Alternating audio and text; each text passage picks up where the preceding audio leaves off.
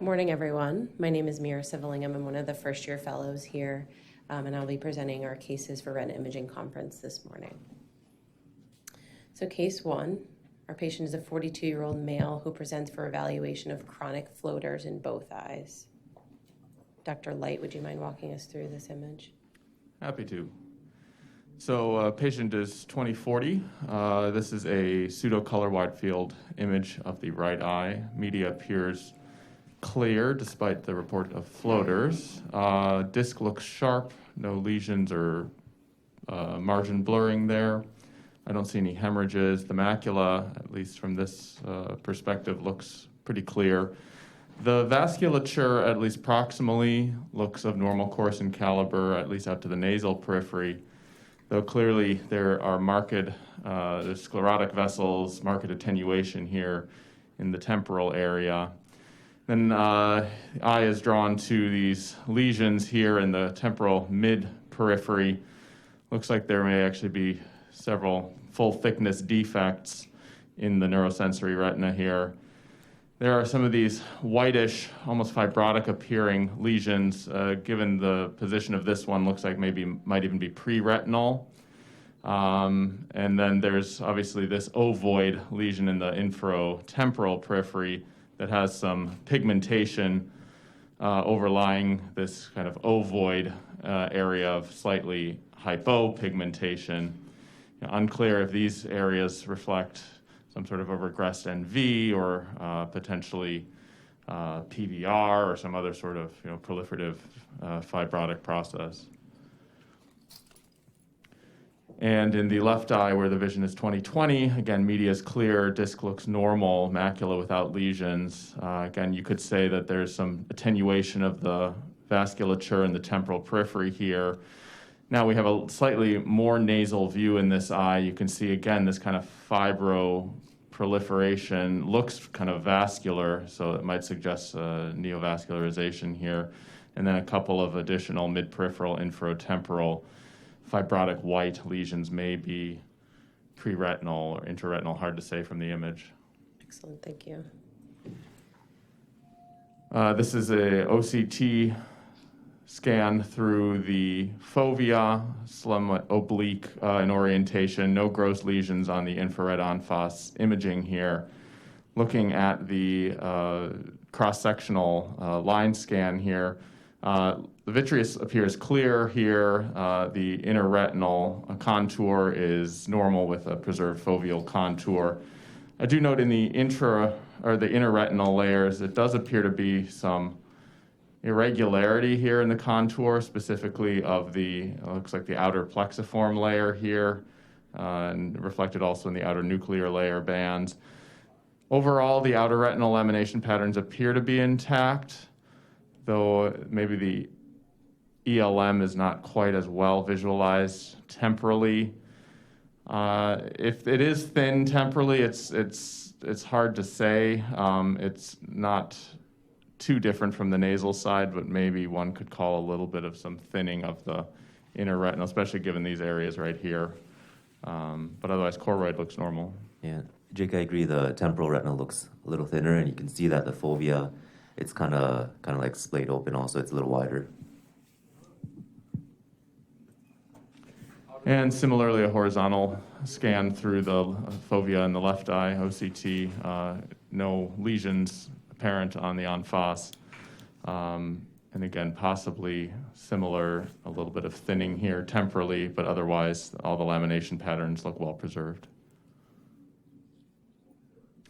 And here we have fluorescein angiography through the right eye at 21 seconds. Looks to be early arterial phase. At least at this time point, I don't see any gross vascular filling defects or marked window defects. And moving on to 28 seconds, early kind of venous laminar phase here. Now we're seeing that there is non-perfusion or marked attenuation of the perfusion in the temporal periphery here. Several hyperfluorescent punctate spots here, likely corresponding to those lesions we had seen on the initial pseudocolor image, suggestive of some early window defect with some transmittance of the choroidal signal here. And at 58 seconds, again, kind of a similar picture, marked truncation of the vasculature temporally. You can see some vascular loops here, excuse me. As well, some persistent staining or window defect in these lesions, no early leakage that I can see at this point. And at a minute 30, again, we're well into full AV phase at this point. There's maybe a little bit of an increase in the amount of hyperfluorescence here of this lesion, though otherwise the remaining findings appear fairly stable. We do see a little bit of hyperfluorescence also nasally. And now 1 minute 35 seconds in the left eye, full arteriovenous phase here. Again, marked temporal pruning of the vasculature here with capillary non-perfusion, really stark sort of linear delineation there. And then have these areas of marked hyperfluorescence at the borders with what looks to be frank leakage. And this is that nasal lesion that looked like maybe some sort of fibrovascular proliferation on the optos. And just a little bit of a later frame, 2 minutes, 45 seconds, we can see that the leakage is definitely leakage as it is expanding in size. So Dr. Light, what is on your differential giving the findings that you just described? Right, so as you have written here, differential, this is clearly capillary dropout in the temporal periphery with peripheral neovascularization. Things I would think about would be proliferative diabetic retinopathy, though doesn't have the classic microaneurysms and other findings that we would oftentimes see in that. Sickle cell is known to cause temporal neovascularization. Other entities such as radiation retinopathy, I think you could think of Eales disease, fever, Irvan. Those are some of the ones that I'd keep in mind. Excellent. Yeah, I mean, you pretty much hit on all the things that we were thinking about. Certainly, I agree for proliferative. For diabetic retinopathy, it would be atypical not to see any intraretinal hemorrhages, but certainly it's possible. Things also to think about talc embolisms, although we didn't see any frank emboli on our color fundus photo.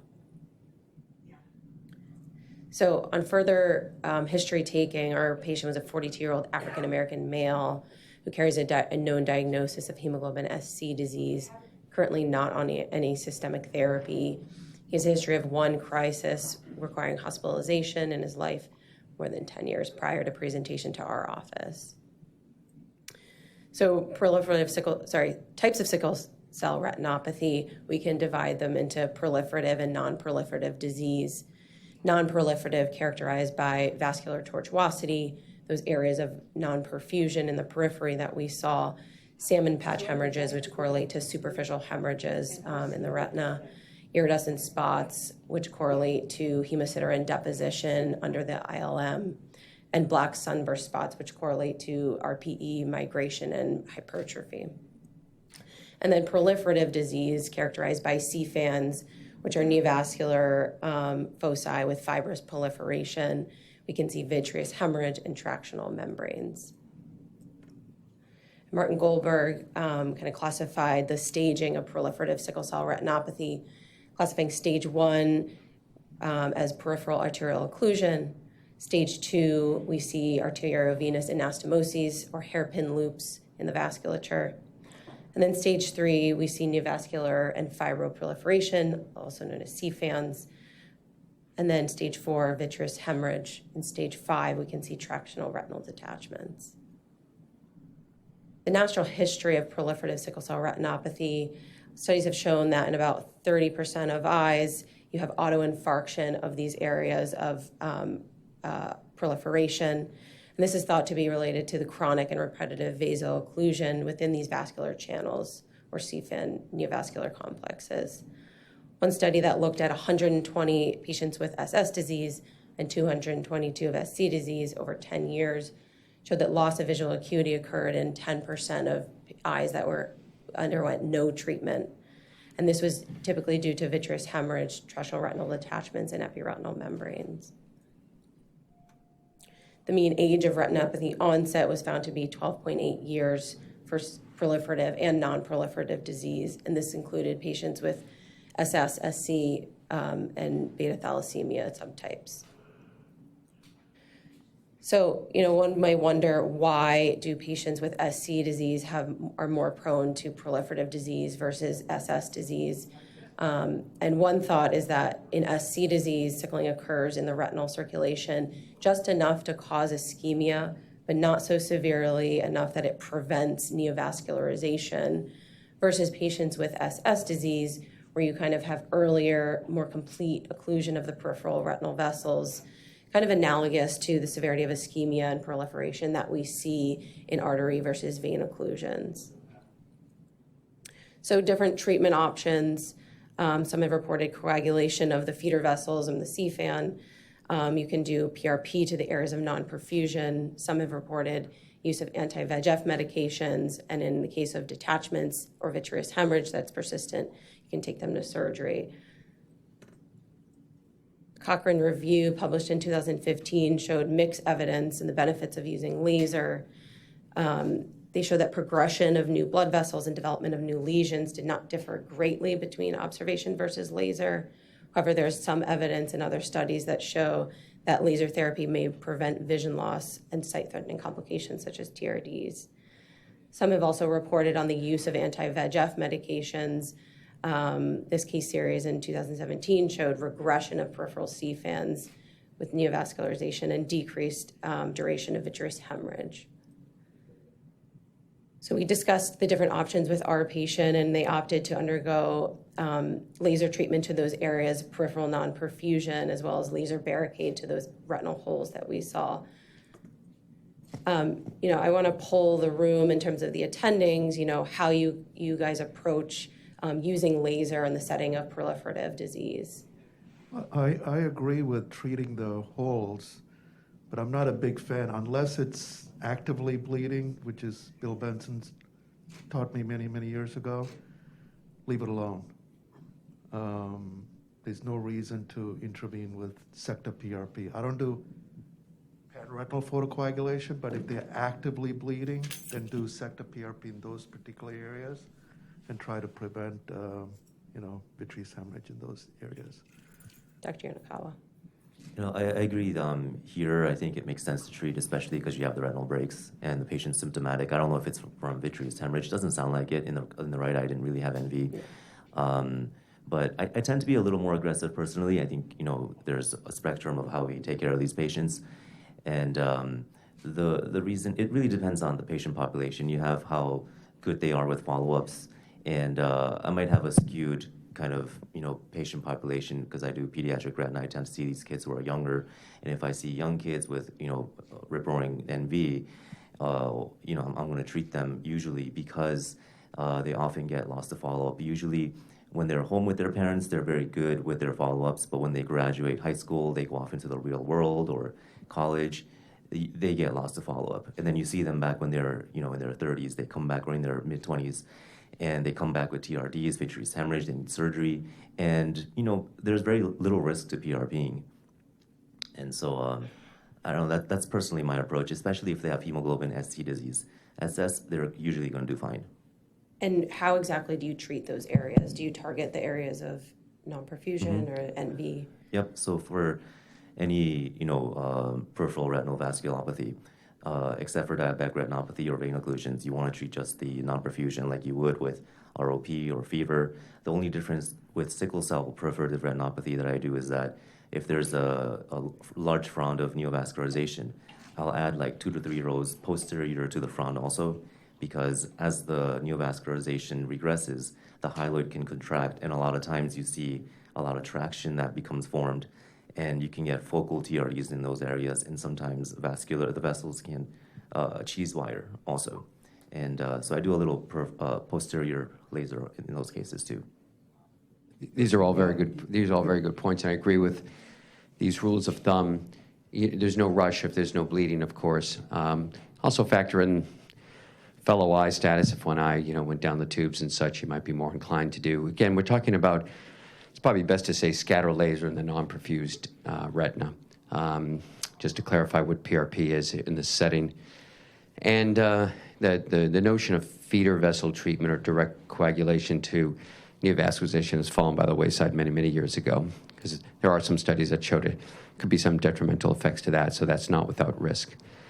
So when we're talking about laser, we're really talking about scatter to non-perfused retina, not any direct laser treatment. Yoshi, I agree with treating active neovascularization.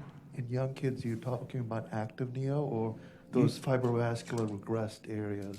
Usually in kids, it's active. Right, okay. Yeah, in older adults, I'm more inclined to observe, especially if these are incidental findings. And regarding the treatment options, you showed one paper on anti-VEGF, which it's a good paper, but it's a series of only like 3 patients. And, of course, anti-VEGF, it's going to regress the neovascularization, but there's very little evidence for it. So the laser is the mainstay. Yeah, anti-VEGF is a good option if there's a fair amount of hemorrhage and you can't, it's obscuring all the areas you need to laser. You can buy a little time. And they're younger patients, so those hemorrhages can take a while those vitreous hemorrhages can take a while to go away, and they'll often sit there, especially inferiorly. So it's a nice way to get some regression early on. But just like with considerations, as Yoshi mentioned, about follow-up and such, anti-VEGF, if you start with that, getting in the laser at some point later is a good idea. Dr. Polito. I've got nothing to add about the PRP, but could you go back to the OCT of the left eye?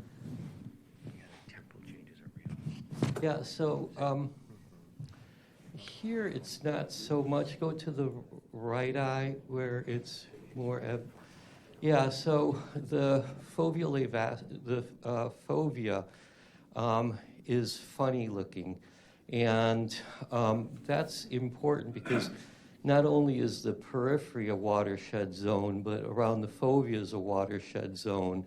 And multiple studies from Illinois and Wilmer and here have shown that if you do like OCTA, there's actually loss of capillaries around there. And so the fovea is enlarged, and there's 3 causes of large macular holes: sickle cell, trauma, and Alport syndrome. And while we're talking about imaging, if you go to the fluorescein, very, very few things give you a fluorescein where posteriorly it looks fairly normal, grossly. But in the periphery, you have non-perfusion. Very few things. Like everything else on the differential you had nicely, but they all have other vascular changes. Excellent. And then with regard to using anti-VEGF in these cases, if you have like a large area of NV, do you worry about the same crunch phenomenon that you do in diabetics, or not as much? I personally don't have experience injecting anti-VEGF in these patients, but I'm sure they do crunch. But you get crunch with laser also. It's just a slower process. Yeah. And when they do crunch from the natural history of getting TRDs, these cases are very tough. They're some of the toughest TRDs to fix in the operating room, just because the retina is very thin. A lot of times they can get a rhegmatogenous component also. And these are young patients, so the hyaloid is down. And getting that hyaloid up and past the periphery, sometimes it's just not possible. And so surgery for these cases, that's a different topic. But, whether you do a buckle or not, classically, we were taught not to do buckles on these eyes. But those were days when we were doing humongous buckles, less so these days. And so I think, buckle fits make sense. But this is a different conversation. Excellent, thank you. So case number 2. Patient is a 71-year-old male who was referred for blurred vision in the right eye for 2 weeks. Dr. Shalai, would you walk us through this image? Definitely. We have a pseudocolor white field fundus photo of the right eye, 20/60 vision. Media appears clear. The disc margin nasally looks a little obscured, though I don't see any obscuration of the vessels surrounding it. No hemorrhages, no cotton wool spots. Temporally looks okay. The cup appears small. The vasculature seemed to have a tortuous course extending to the far periphery. Both the arteries and the veins seem to have this pattern. I don't see any hemorrhages per se. Our attention is drawn to the mid-peripheral and peripheral retina, where we have this kind of scalloped elevation in the peripheral retina here. most likely resembling kind of a choroidal detachment, though there may be some overlying serous detachment as well. In addition, there seem to be some pigmentary changes throughout the course of the macula, maybe around the disc here as well. Some kind of foci here in the superior arcade temporal macula as well. So just like Dr. Shalai pointed out, we did get a B-scan ultrasound. Can you walk us through what you see here? Sure.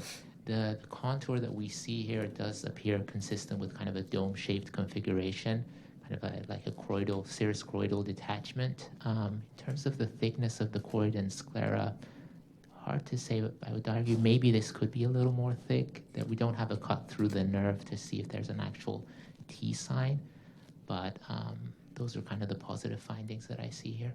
Yep. So this was classified as a choroidal detachment. Then we have the left eye. So similar imaging modality in the left eye, 20/60 vision. Media appears clear. The disc has a very distinct margin here. The cup appears small. The vasculature seems to have a somewhat more normal course and caliber here. We don't really appreciate the tortuosity on this side. In addition, our attention is drawn to similar appearing kind of pigmentary changes in the macula, especially inferiorly, as well as along the superior arcade. In the periphery, there seem to be these temporal areas which correspond mostly to white without pressure, I would say, rather than an actual detachment. Yep. Are these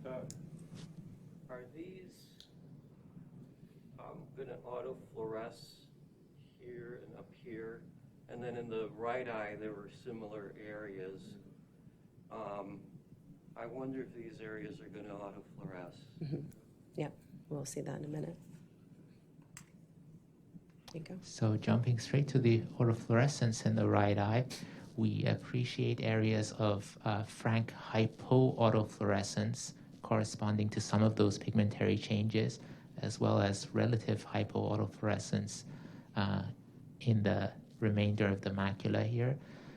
In addition to surrounding the optic disc, there also does seem to be some background speckled hyperfluorescence nasal to the disc, in addition to the inferior macula, as well as a rim of hyperfluorescence surrounding this temporal lesion here, also corresponding to the pigmentary changes we were seeing on the clinical photo. Now going to the left eye, kind of more drastic hypoautofluorescence surrounding the disc, in addition along the superior arcade, inferior macula corresponding to those pigmentary changes. Also that speckled appearance of the autofluorescence in the inferior macula here, these rims of hyperautofluorescence. There is some kind of tail going inferiorly, possibly you could call that guttering effect here centrally. Fluorescein angiogram of the right eye, we're at 35 seconds, laminar phase. We are starting to appreciate some hyperfluorescence surrounding the disc, especially temporally, in addition to the temporal macula here. Given the timing of this and the pigmentary changes we were seeing, this is probably corresponding with a window defect at this phase. There does seem to be some also speckled hyperfluorescence in the inferior macula especially, maybe some nasally too. There's a small spot here, yeah. So in addition to the previous changes, we're also seeing some foci of hyperfluorescence nasally, also along the superior macula. They seem to be, some of them seem to be kind of expanding relative to the size that was appreciated in the previous photo. Also, we're appreciating the tortuosity of the vessels overall as well, and some further expansion of the hyperfluorescence that we see focally along those spots that we appreciated before. In addition, inside this area, we also see some foci of hyperfluorescence too. So some further expansion of this. So at this phase, we're pretty late. We could call this pooling versus leakage, just based on the kind of expansile appearance of them. So 1 minute, 25 seconds, fluorescein angiogram in the left eye. We're in full venous phase at this point, and we appreciate these areas of hyperfluorescence, kind of like a ring-shaped appearance, kind of speckled pattern in the macula surrounding the disc. Maybe some intervening areas of hypofluorescence corresponding to blockage from those pigmentary changes, and maybe some of those foci we see here as well. Yeah, this spot here maybe is getting a little more hyperfluorescent in this cut. And this is a late frame. We don't really appreciate that prominent hyperfluorescence that we had in the fellow eye, especially in terms of those foci, except for this one spot here. I don't see any evidence of disc leakage. We have an horizontal OCT through the central macula in the right eye. In the it appears to be an EDI. In the infrared image, we kind of see a better detailed appearance of that speckled appearance we were seeing. It seems to be in the outer retina and deep based on the infrared image. And on the B scan itself, the vitreous appears optically clear. The choroid has kind of an ill-defined borders to it, especially centrally. I can't really say I can see the posterior aspect of it very well. Maybe nasally and temporally I can see it a little better, but the definition is kind of not very good. Some of that may be due to these kind of streak artifacts that we're seeing from the signal penetrating through this atrophic appearance of the outer retina. The RPE seems to be having some atrophy, especially nasally and temporally. In addition, there appears to be some subretinal fluid centrally, possible elongation of the photoreceptors here. Could call it shaggy photoreceptors, maybe centrally. In addition, there is marked attenuation of the outer retinal layers, especially the ellipsoid zone and ELM. They may be just preserved centrally, maybe accounting for the relatively good visual acuity that the patient had. And in addition, we see marked intraretinal fluid, more so nasally than temporally here. Some hyperreflective foci are also visible in the inner retina here. Would this be labeled as a bacillary detachment? In the literature, they say that occurs between the external limiting membrane and the ellipsoid. I mean, it looks like it. Could very well be. So we have a horizontal cut through the same eye. We appreciate kind of similar findings, though here we also see a PED in the inferior macula. There's also more extensive note of the subretinal fluid overlying the PED. So we see that superiorly as well. Kind of irregular pattern of the RPE in addition to subfoveal intraretinal fluid that we have here. So this is an EDI image through the left eye.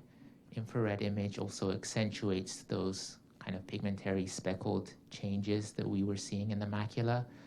On the B scan, we also appreciate the RPE to be somewhat atrophic in the non-central areas, in addition to attenuation of the outer retinal laminations, namely the ellipsoid zone and ELM. The choroid, again, it's kind of difficult to really appreciate the exact thickness of it. The posterior border definitely is not very well visualized centrally, where we have this edema and intraretinal fluid. Don't see much in terms of subretinal fluid, at least on this cut. Dr. Shields, with regard to the EDI, what do you think about the choroid in the right and the left eye? Do you think it's thickened at all or not so much? The vascular pattern's not as well appreciated, especially in the deep choroidal layers. It looks a little bit thickened to me. The surface of the RPE is pretty planar, but out temporally, it gets a little bit wavy, like we sometimes will see with inflammation or infiltration. Thank you. And now we have a horizontal cut through the left eye, central macula. And now we're starting to appreciate some evidence of subretinal fluid centrally, and similar kind of intraretinal fluid changes that we were seeing in the fellow eye as well, both temporally and nasally, and those outer retinal changes that we previously discussed. So I know we have a lot of findings here to kind of piece together. We have a serous choroidal detachment, we have PEDs, subretinal fluid, cystoid macular edema. What types of things are running through your head in terms of a differential for this patient? Yeah, so we have kind of prominent bilateral outer retinal changes, macular edema, PEDs, as you mentioned, possibly maybe an associated choroidal detachment in the right eye as well. So primarily I would be thinking of vascular etiologies, especially exudative processes that primarily affect the choroid and outer retina. Things like exudative or advanced macular degeneration would be on my differential based on the patient's demographic and history. Polypoidal would be on my differential given the suspicious changes we were seeing regarding the choroid and the thickness and the vasculature as well. On the same spectrum of pachychoroid disease, central serous retinopathy, especially chronic central serous, would be on my differential, especially with those pigmentary changes that the patient has as well.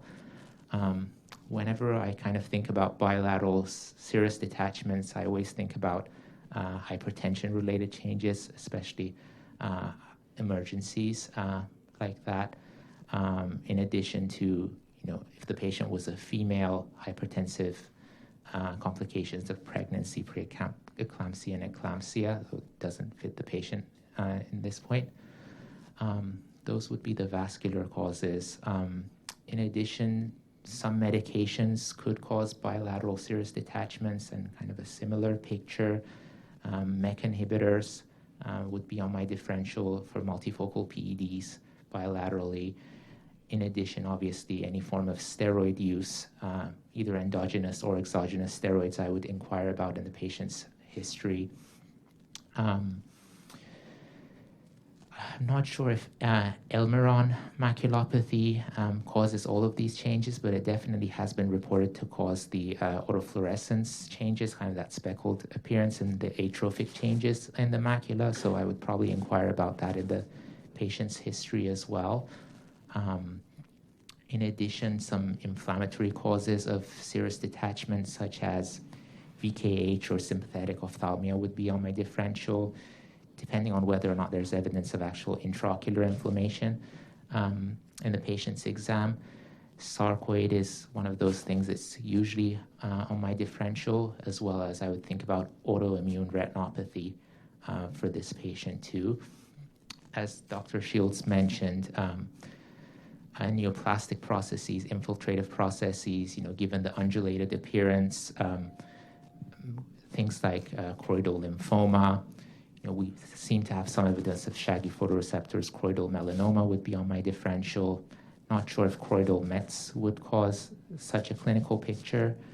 That would be kind of the broad differential I'd be thinking about. Just one more. I think uveal effusion is something to consider too. Mm-hmm. You have serous detachments, choroidal detachments. You have the autofluorescence changes, the leopard spotting. That's classic for it.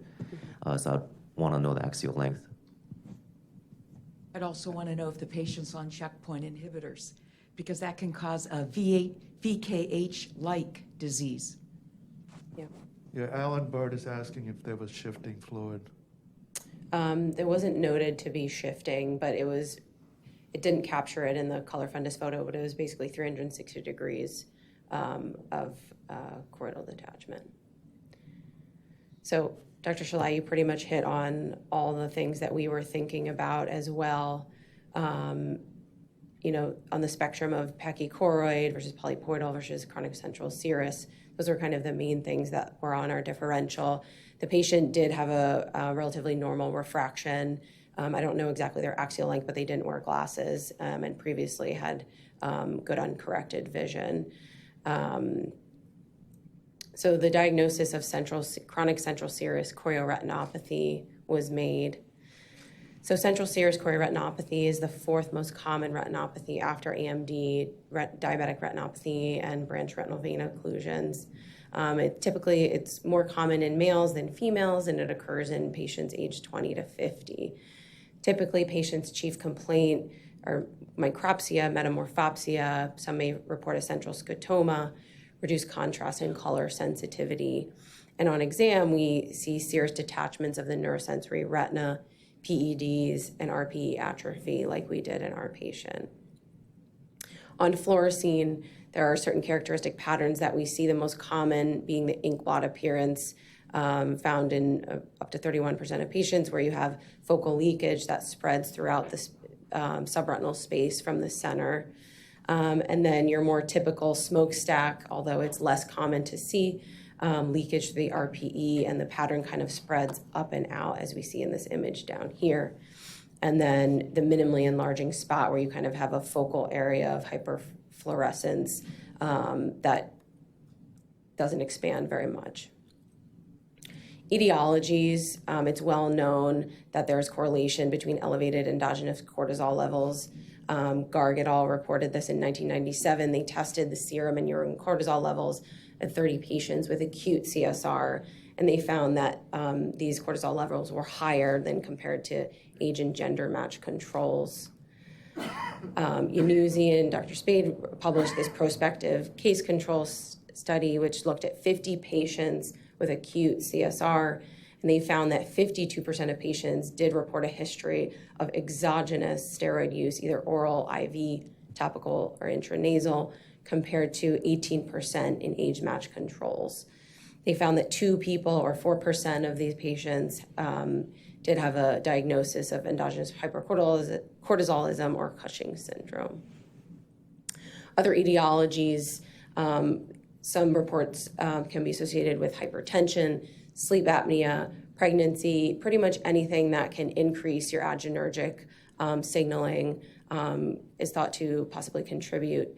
And the mechanism is thought to be kind of increased choroidal vascular permeability in response to epinephrine-mediated vasospasm, which can be potentiated by steroids, either endogenous or exogenous. This leads to choroidal ischemia and vascular permeability.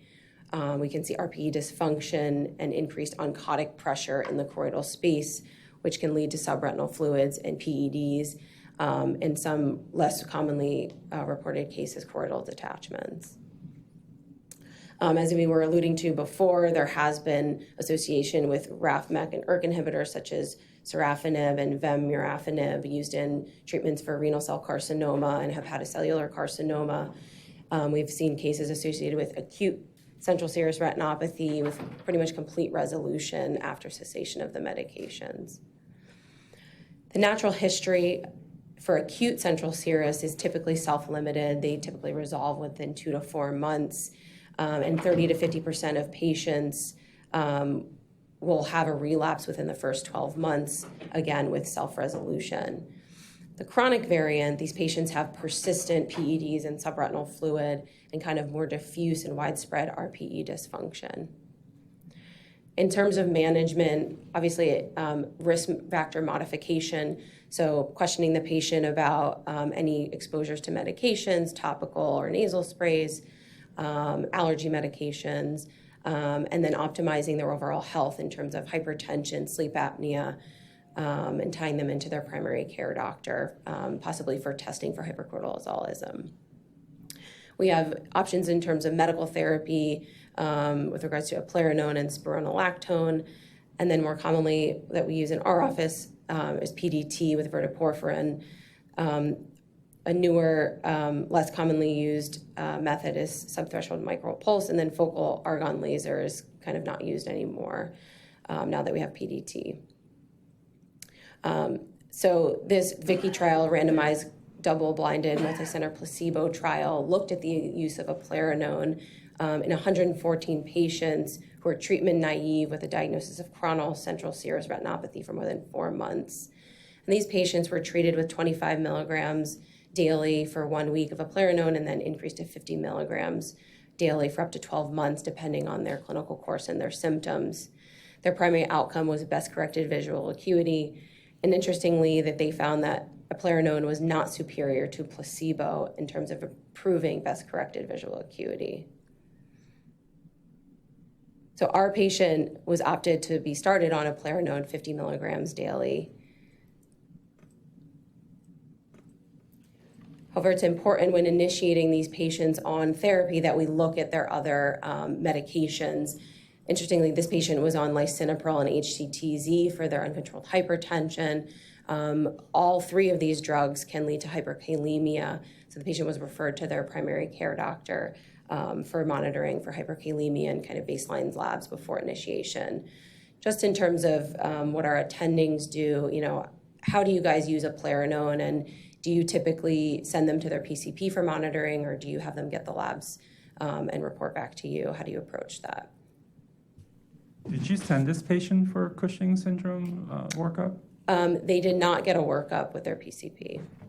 I mean, this is not like your type A personality central serous chorioretinopathy. I mean, this is chronic and pervasive, and I've seen a few cases like this in patients with Cushing's, and they have, multiple multifocality, different age of these lesions, and they continue to get new lesions, which is very different from chronic CSR from like type A, where they have one area that keeps leaking on and off. So I would really pursue some type of a workup for that. I agree. When it's this bad, I feel like there's something else going on also, and at this age also, and I think a systemic workup is warranted regarding eplerenone. After that study came out, I don't recommend it anymore. And before, when I was doing it, I would send the patients to their PCPs to monitor their electrolytes. But for chronic CSR, I think PDT works great. But for this case, this is quite severe. Personally, I'm not 100% convinced that it's CSR. I'm still thinking about uveal effusion in the back of my mind. I feel that the choroid was thicker on the right side, but not really on the left. And the vascular changes was just a little too much for CSR, I think. And Dr. Crane was also mentioning that this patient also has choroidals. I'm not sure if you see that in CSR. I'm not sure. So CME and central serous chorioretinopathy is a much less common finding, but there have been case reports. I found this one case report of atypical chronic central serous chorioretinopathy. The patient was found to have cystoid macular edema. They were treated with eplerenone, and here we have a baseline OCT showing CME in both eyes, and then here's 1 month after with eplerenone therapy. With regards to what Dr. Yonakawa was mentioning, serous choroidal detachments is a more rare finding in central serous chorioretinopathy. I was able to find one case report in the literature that was published in Retina Cases and Brief Reports, which was a 58-year-old male with a diagnosis of central serous chorioretinopathy who was found to have an inferior serous retinal detachment and 360 degrees of choroidal detachment. This patient underwent half-fluence PDT treatment and was found to have complete resolution of the choroidal detachment. And in this paper, they hypothesized that the choroidal detachment is possibly related to this underlying hyperpermeability of the choroidal circulation that leads to the PEDs and subretinal fluid that we see, as well as possibly causing leakage of serous fluid into the suprachoroidal space. So this is images of our patient after 5 months of eplerenone therapy. Here you can see they went from 20/60 to 20/30, significant improvement in their macular edema and collapse of the subretinal fluid pocket here. And then at 10 months after therapy initiation with almost complete resolution of the macular edema and 20/25 vision. And here in the left eye, same thing. We see significant improvement in the cystoid macular edema. This cut doesn't show it, but the subretinal fluid as well resolved in this left eye. And here we can see almost complete resolution of the peripheral choroidal detachment here. and similar appearance here. Some may say, you know, this looks a little bit elevated, but this was in fact white without pressure that was persistent after therapy. So we are at 7:30. Should we? Yeah, okay. We'll save that for next time. Thank you.